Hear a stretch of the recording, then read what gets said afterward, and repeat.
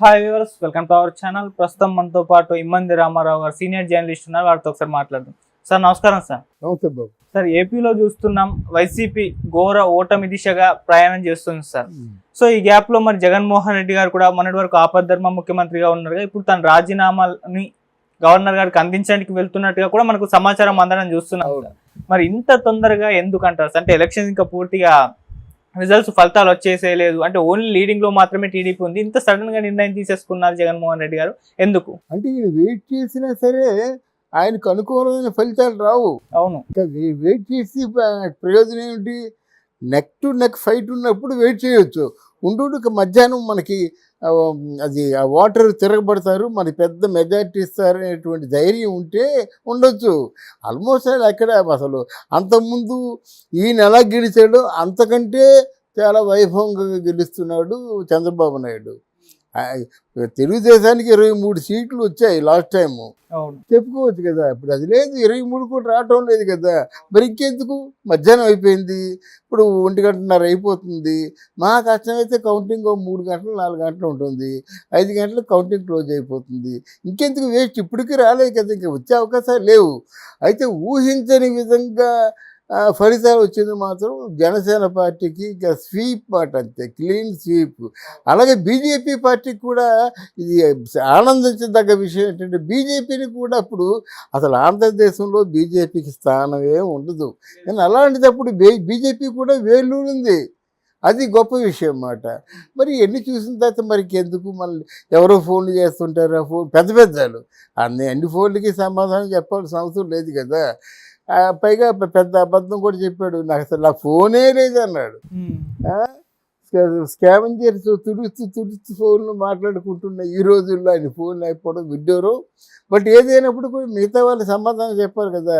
ఇప్పుడు ఆయనకి దగ్గరలో ఎవరు ఉండరు. ఈ సజ్జల రామకృష్ణారెడ్డి, సాయిరెడ్డి వీళ్ళందరూ పారిపోతారు. ఎవరో ఇంట్లో బాగోలేదనో, హార్ట్ అటాక్ వచ్చిందనో, మొత్తానికి ఏదో వంకలతో వెళ్ళిపోతారన్నమాట. మళ్ళీ 2-3 రోజుల వరకు కలుసుకునే మార్గం లేదు. ఎవరిని దగ్గర రానివ్వడు. అంటే అంతకుముందు ఎవరెవరు ఏ మాయ మాటలు చెప్పి ఇలా మాట్లాడారు వాళ్ళందరినీ కూడా తాట ఒలిసే ఆ ప్రయత్నం చేస్తాడు. ఏదైనప్పుడు కూడా గెలవడు కదా. అవును, అది అందువల్ల గౌరవంగా రాజీనామా చేయడం మంచిది. ఇప్పటిసరికి రాజీనామా చేస్తూ ఉంటాడన్నమాట. కాకపోతే ఆంధ్రప్రదేశ్ ముఖ్యమంత్రి కాదు, ఆపద్ధర్మ ముఖ్యమంత్రి కాదు. అది సార్, జగన్మోహన్ రెడ్డి గారు డైరెక్ట్ గా వెళ్ళి గవర్నర్ గారికి లెటర్ ఇస్తారా, లేకుంటే మామూలుగా లెటర్ రాసి ఎవరితో అన్న పంపించేస్తారా? అంటే మనం కొన్నిసార్లు చూసాము అలా కూడా. అలా గవర్నర్కి పంపించకూడదు, అలా ముఖ్యమంత్రి స్థాయిలో ఉన్న వ్యక్తి పంపించకూడదు. ఏవైనా మామూలు వాళ్ళ ఆలోచనలు చెప్పచ్చు. కానీ ఇప్పుడు మిగతా వాళ్ళు కూడా ముఖ్యమంత్రి రాసినప్పుడు వాళ్ళు చాలా క్లియర్గా రాస్తారన్నమాట. పర్సనల్ సెక్రటరీ ఎవరు ఉంటారు, పిఆర్ఓ, ఇప్పుడు వాళ్ళకి రాస్తారన్నమాట.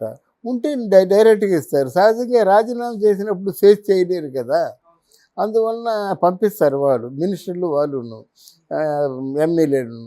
ఇలా కాదు కదా, ఎంటైర్ ఆంధ్రప్రదేశ్ బాధ్యతలు ఈ రోజు నుంచి నేను వదిలించుకుంటున్నాను మహాప్రభు అని చెప్పడం, ఆ కిరీటం తీసి గవర్నర్ గారి వేదిక మీద పెట్టడం మాట. అందువల్ల ఇతనే వెళ్తాడు. ఇవాళ నుంచి Jaganmohan Reddy is nowhere concerned with the Andhra Pradesh as chief minister.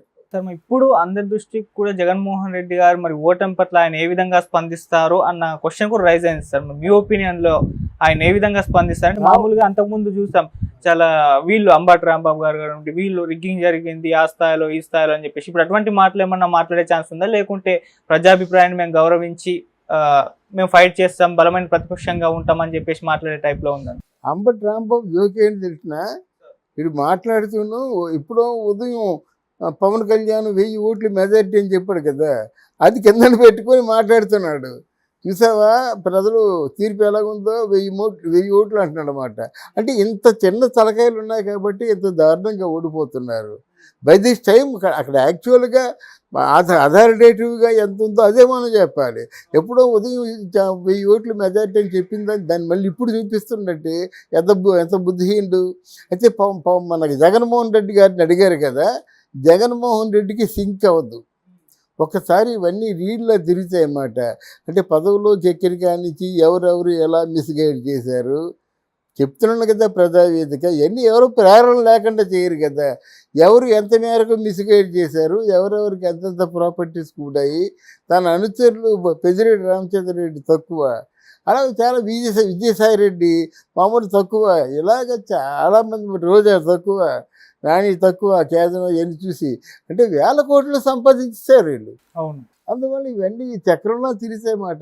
అయితే ఇప్పుడు ఒకటి ఏదైనా రివీల్ చేసుకొని పశ్చాత్తాపడినా సరే ఇక జరగవలసినటువంటి ప్రయోజనం ఏమి లేదు.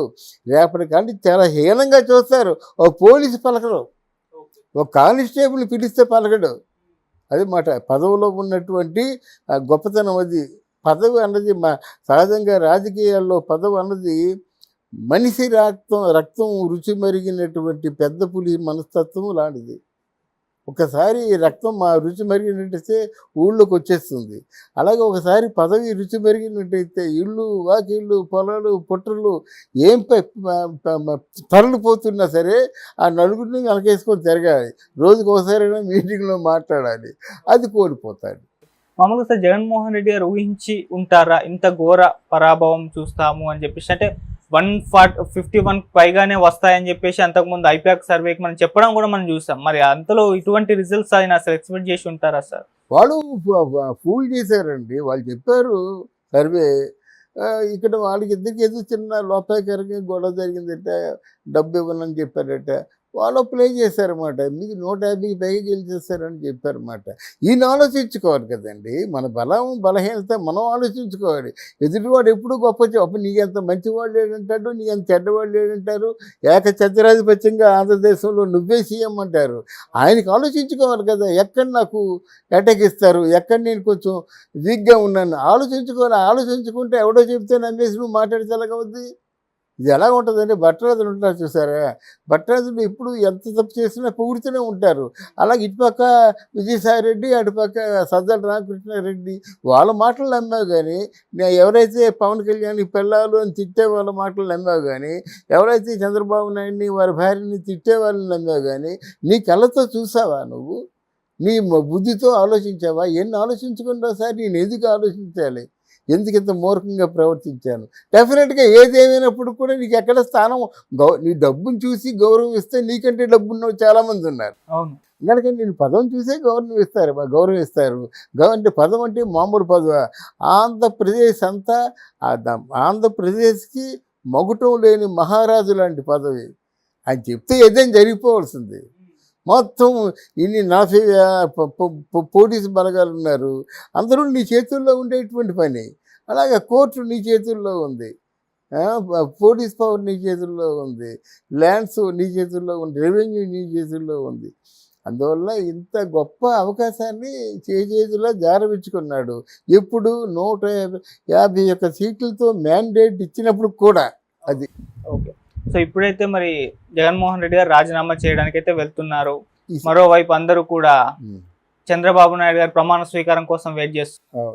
ఏం చెప్తారు సార్ వీడి గురించి? అంటే ఇక్కడ 2 ఉన్నాయండి. చంద్రబాబు నాయుడు ప్రమాణ స్వీకారం కోసమే మొన్న 29వ తారీఖున అవ్వాల్సిన మహానాడును పోస్ట్పోన్ చేశారు. అయితే ఇక్కడ మహానాడు ఇక్కడ కాకుండా అమరావతిలోనే పెడతాడు. ఎందుకంటే మాకు ఇదే రాజధాని అంటాడు. ఇక ముందు 3 రాజధానులు లేవని ముందు దాన్ని పూర్తిగా వ్యానిష్ చేస్తాడు. మన రాజధాని అమరావతి అంటాడు. మళ్ళీ దాన్ని పరిశోధన చేసేటువంటి కార్యక్రమాల్లో పడిపోతారు. ఆ మహానాడు చాలా గొప్పగా జరుగుతుంది. దానికి రేవంత్ రెడ్డి కూడా రావచ్చు, బహుశా మన మోదీ గారు కూడా రావచ్చు, పవన్ కళ్యాణ్ ఎలాగైనా ఉంటాడనమాట.